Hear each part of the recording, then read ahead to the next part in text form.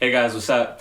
My name is Hyro, and this is the second part of a two-part video on advanced techniques for playing microrhythms. In the first video, we talked about 3 techniques you can use to break down microrhythms on a fundamental level. In this video, we're going to be talking about 3 even more advanced techniques, some of which build on the techniques learned in the first video. So if you haven't checked that out, make sure you go to my channel. I'll put the link down in the description. Alright, let's get right into it. One of the techniques we learned in the last video was called a nested tuplet, which required us to fit a tuplet inside of an existing tuplet. We're going to use this concept and combine it with the shuffle to create our first technique for this video called a nested shuffle. For this example, we're going to look at a quintuplet shuffle, which means we're going to take the space of a beat, divide it into 5 parts, and play the first and fourth partials, like this.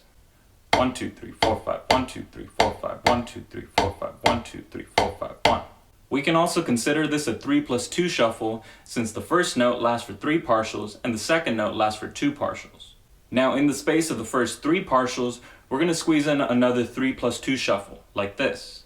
1, 2, 3, 4, 5, 1, 2, 3, 4, 5, 1, 2, 3, 4, 5, 1, 2, 3, 4, 5, 1, 2, 3, 4, 5, 1, 2, 3, 4, 5, 1. This means that we play the downbeat, the second note of the nested shuffle, and the second note of the original shuffle, effectively creating a 3-note pattern. In order to play this, it's important to visualize the quintuplet shuffle using the distance between 2 beats. Mathematically, the second note of the shuffle lies 3/5 or 60% of the way into the beat. The starting point is the downbeat, the ending point is the next downbeat, and 3/5 of the way between that is the second note of the original shuffle. Now picture the starting point on the downbeat and the ending point on the fourth partial. 3/5 of the way between them is the second note of the nested shuffle. To practice this, start with tapping a slow pulse on the right hand. Now, subdivide the space into 5 parts in your head, and with the left hand, play the second note of the original shuffle, like this. 1, 2, 3, 4, 5, 1, 2, 3, 4, 5, 1, 2, 3, 4, 5, 1, 2, 3, 4, 5, 1, 2, 3, 4, 5, 1, 2, 3, 4, 5, 1. As you play this, visualize the distance between each quarter note on the right hand, and think of the left hand as being 3/5 of that distance, while still subdividing in 5. Now we're going to change the sticking so that every note gets played on the right hand, like this. 1, 2, 3, 4, 5, 1, 2, 3, 4, 5, 1, 2, 3, 4, 5, 1, 2, 3, 4, 5, 1. Now visualize the distance between the downbeat and the second note of the original shuffle. Aim for 3/5 of that distance and play the second note of the nested shuffle on your left hand, like this. 1, 2, 3, 4, 5, 1, 2, 3, 4, 5, 1, 2, 3, 4, 5, 1, 2, 3, 4, 5, 1, 2, 3, 4, 5, 1, 2, 3, 4, 5, 1. Finally, play all the notes on the right hand to complete the 3-note pattern, like this. 1, 2, 3, 4, 5, 1, 2, 3, 4, 5, 1, 2, 3, 4, 5, 1, 2, 3, 4, 5, 1. The next technique we're going to learn is called the long, short, medium triple stroke. This pattern consists of 3 notes of different lengths and can be arranged in whatever order. The idea is that we can take a simple subdivision, like triplets or 16th notes, that subdivide a beat into a small number of subdivisions, and then within each of those subdivisions, subdivide each of them into a small number of subdivisions. For this example, we're going to be looking at a 4 + 2 + 3 pattern, where the first note lasts for 4 partials of some subdivision, the second note lasts for 2 partials, and the third note lasts for 3 partials. If we add these numbers together, we get 9, which is the subdivision we're looking for, 9lets. However, instead of thinking of the beat subdivided into 9 parts, we're going to subdivide it into 3 parts, and each of those parts is going to be subdivided into 3 subparts. If we wanted to play a 4 + 2 + 3 pattern, then the first note would be on the first partial of the first subtriplet, the second note would be on the second partial of the second subtriplet, and the third note would be on the first partial of the third subtriplet. In retrospect, we can achieve the same rhythm by thinking of fast triplets instead of a slow 9-let. To practice this, play taps on your left hand grouped in 3. Then feel triplets for every tap you play, like this. 1, 2, 3. 1, 2, 3. 1 and a 2 and a 3 and a 1 and a 2 and a 3 and a 1. Now with the right hand, play the 3-note pattern using the left hand as a modified metronome that subdivides into fast triplets instead of 9-lets. If we write out our 4 + 2 + 3 pattern, we can visualize the timing of each note. 1 and a 2 and a 3 and a 1 and a 2 and a 3 and a 1 and a 2 and a 3 and a 1 and a 2 and a 3 and a 1. Play both hands together, and when you feel comfortable internalizing the fast triplet pulse, play only the right hand. 1 and a 2 and a 3 and a 1 and a 2 and a 3 and a 1 and a 2 and a 3 and a 1 and a 2 and a 3 and a 1.